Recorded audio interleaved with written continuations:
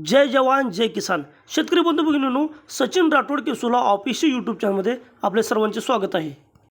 शेतकरी बांधवांनो, राज्यामध्ये 2025मध्ये फार मोठ्या प्रमाणावर अतिवृष्टीमुळे शेती पिकाचे नुकसान झाले होते। त्यामध्ये विदर्भातील शेतकरी बांधवांची यादी मोठी आहे। विदर्भातील शेतकरी बांधव विम्याच्या प्रतीक्षेमध्ये आहेत। पश्चिम विदर्भातील मोठ्या प्रमाणावर नुकसान झाले होते।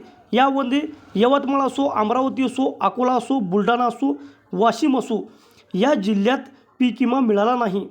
पूर्व विदर्भामध्ये देखील फार मोठ्या प्रमाणावरती अतिवृष्टीमुळे नुकसान झाले होते। यामध्ये नागपूर, वर्धा, चंद्रपूर, गोंदियामध्ये धान पिकाचे नुकसान झाले होते। या जिल्ह्यामध्ये पीक विमा वाटप करण्यात आलेले नाही।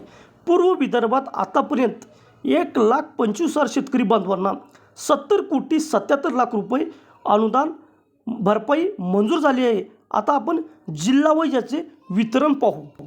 शेतकरी बांधवांनो, पूर्व विदर्भातील 6 जिल्ह्यामध्ये मिळून 1,25,000 शेतकरी बांधवांना एकूण 70 कोटी 77 लाख रुपयाची नुकसान भरपाई मंजूर करण्यात आली आहे। यामध्ये 56 कोटी 3 लाख 15,000 रुपये थेट DBTने शेतकरी बांधवांच्या खात्यावरती जमा झालेले आहे। आता याच्यामध्ये आपण पहिला जिल्हा पाहू, गडचिरोली जिल्हा। यामध्ये शेतकरी बांधवांनो 13,308 धान उत्पादक शेतकरी बांधवांना 2 कोटी 24 लाख रुपये नुकसान भरपाई मंजूर करण्यात आली होती। यापैकी 2 कोटी 9 लाख रुपये शेतकरी बांधवांना DBTच्या स्वरूपामध्ये वितरण करण्यात आलेले आहे। शेतकरी बांधवांनो, दुसरा जिल्हा आहे भंडारा जिल्हा। यामध्ये 31,788 धान उत्पादक शेतकरी बांधवांना एकूण 4 कोटी 33 लाख रुपये नुकसान भरपाई मंजूर करण्यात आली होती। यापैकी 4 कोटी 1 लाख रुपये शेतकरी बांधवांना DBTच्या स्वरूपामध्ये आतापर्यंत वितरण करण्यात आलेले आहेत। याच्यामध्ये पुढील जिल्हा आहे गोंदिया जिल्हा।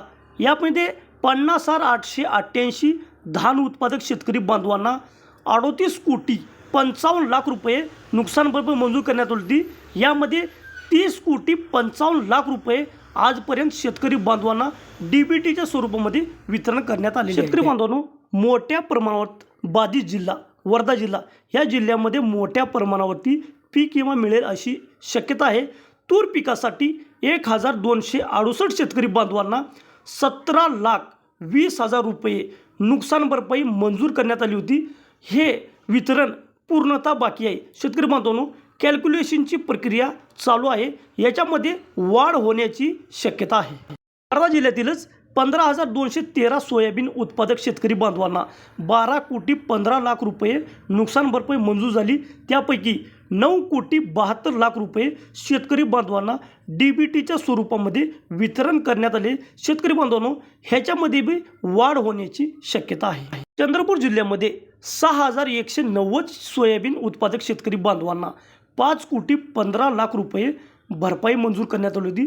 त्यापैकी 2 कोटी 56 लाख रुपये शेतकरी बांधवांना आजपर्यंत DBTच्या माध्यमातून वितरण करण्यात आले। शेतकरी बांधवांनो, धान पिकासाठी नागपूर जिल्ह्यामध्ये 2,286 शेतकरी बांधवांना 1 कोटी 7 लाख रुपये भरपाई मंजूर करण्यात आली होती। त्यापैकी सर्वच्या सर्व 1 कोटी 7 लाख रुपये शेतकरी बांधवांना DBTच्या स्वरूपामध्ये वितरित करण्यात आलेली आहे। शेतकरी बांधवांनो, नागपूर जिल्ह्यामध्ये सोयाबीन पिकासाठी 1,548 शेतकरी बांधवांना 9,33,000 रुपये नुकसान भरपाई मंजूर झाली। यापैकी वितरण बाकी आहे, कारण की पीक विमा कंपनीकडून पीक कापणी प्रवृत्ती आक्षेप घेण्यात आले होते। त्यामुळे हे वितरण बाकी आहे। तूर पिकासाठी नागपूर जिल्ह्यामध्ये 3,168 शेतकरी बांधवांना 5 कोटी 17 लाख रुपये नुकसान भरपाई मंजूर करण्यात आली होती। शेतकरी बांधवांनो, त्यापैकी 5 कोटी 17 लाख रुपये पूर्ण रक्कम शेतकरी बांधवांना DBTच्या माध्यमातून वितरित करण्यात आली आहे। एकूण 70 कोटी रुपयाचं नुकसान भरपाई पीक विमा मंजूर झाले। त्यापैकी 56 कोटी रुपये वितरित करण्यात आलेले। यामध्ये नागपूर असो, चंद्रपूर असो, वर्धा असो, या जिल्ह्यामध्ये पीक विम्याच्या रकमेमध्ये वाढ होऊ शकतो। पुढील अपडेट आल्यानंतर आपण पुढच्या व्हिडिओमध्ये आपण सविस्तर आढावा घेऊ। धन्यवाद शेतकरी बंधू भगिनींनो, पीक विम्याविषयी असेच नवनवीन अपडेट पाहण्यासाठी आपण सचिन राठोड केसुला ऑफिशियल यूट्यूब चॅनलला भेट द्या. आणि आपण जर या चॅनलवरती नवीन आला असेल तर चॅनलला सबस्क्राईब करून बेल आयकॉनचं बटन दाबा, जेणेकरून आपल्याला व्हिडिओची नोटिफिकेशन सर्वात आधी आपल्याला येईल. आणि आपल्या व्हिडिओला लाईक करा, कमेंट करा आणि शेअर करा.